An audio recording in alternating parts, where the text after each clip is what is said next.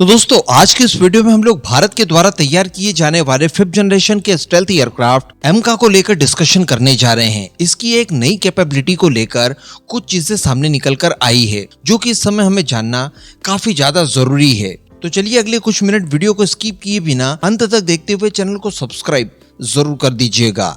Actually आज के इस वीडियो में हम लोग बात करने जा रहे हैं एमका के बीस्ट मोड को लेकर। देखिए हम सभी जानते हैं कि एमका एक टोटली स्टेल्थ एयरक्राफ्ट होगा। अब स्टेल्थ एयरक्राफ्ट का इस्तेमाल कहाँ किया जाता है? तो इसका इस्तेमाल किया जाता है दुश्मनों की टेरिटरी के इनसाइड घुसने में, यानी उसके एयर स्पेस को आप जितना हो सके उतना इस तरह के एयरक्राफ्ट से आप वायलेट कर सकते हैं। कारण यह है कि इसका रडार क्रॉस सेक्शन कम से कम होता है और दुश्मनों के एयर डिफेंस सिस्टम, उनके रडार सिस्टम वगैरह इन्हें पकड़ नहीं पाते। ये बिल्कुल अदृश्य हो जाता है उनके लिए और आपका एयरक्राफ्ट अंदर घुसकर डीपली स्ट्राइक कर सकता है। जब वो ब्लास्ट वगैरह होते हैं तब दुश्मनों को पता चलता है कि कोई अंदर घुस गया और काम बनाकर चले गया।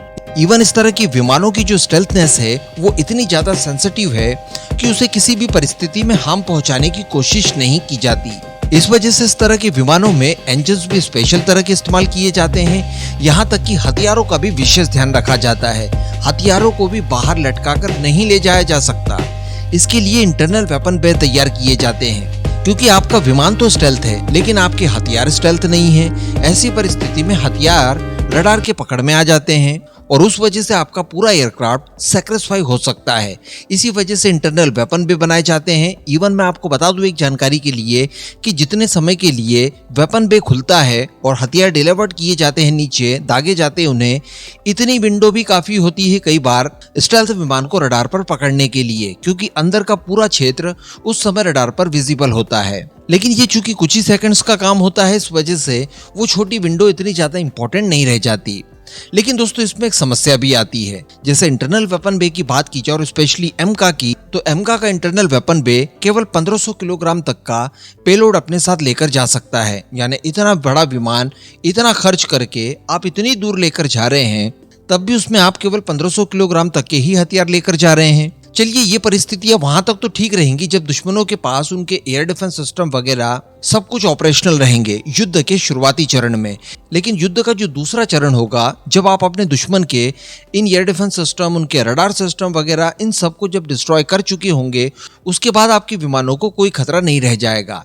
तब आपके विमान बेधड़क होकर अंदर घुस पाएंगे, आपके नॉन स्टेल्थ विमान भी अंदर घुस पाएंगे और डीपली स्ट्राइक कर सकेंगे। ऐसी परिस्थिति में भी क्या आप अपने स्टेल्थ विमानों का इस्तेमाल करेंगे, जिनका इस्तेमाल करना बहुत ज्यादा महंगा होता है और मिनिमम से मिनिमम पेलोड ही लेकर जाएगा? आप कहेंगे नहीं, ऐसी परिस्थिति में तो हमें नॉन स्टेल्थ विमान चाहिए होंगे जो कि ज्यादा से ज्यादा पेलोड लेकर दुश्मन की टेरिटरी के इनसाइड भी बड़ी से बड़ी एयर स्ट्राइक कर पाए, तभी तो हमें युद्ध में मदद मिलेगी और उसका एज ले पाएंगे। तो इस परिस्थिति से निपटने के लिए भी भारत का एमका पूरी तरह से तैयार होगा। जी हाँ, क्योंकि मैं आपको बता दूं कि एमका के इंटरनल वेपन बे में भले ही 1500 किलोग्राम तक का पेलोड आप लेकर जाएं, लेकिन इसकी जो टोटल क्षमता होगी पेलोड को कैरी करने की, वो 6500 किलोग्राम तक की होगी। इसके लिए मैं आपको बता दूं कि इस विमान में एक्सटर्नल हार्ड पॉइंट्स भी लगाए जाएंगे, जैसा कि नॉन स्टेल्थ विमान में हम लोग देखते हैं जहां पर मिसाइलों को लटका कर लेकर जाया जाता है। और इसी को किसी स्टेल्थ एयरक्राफ्ट का बीस्ट मोड कहा जाता है। F-35 में भी देखने के लिए मिलता है।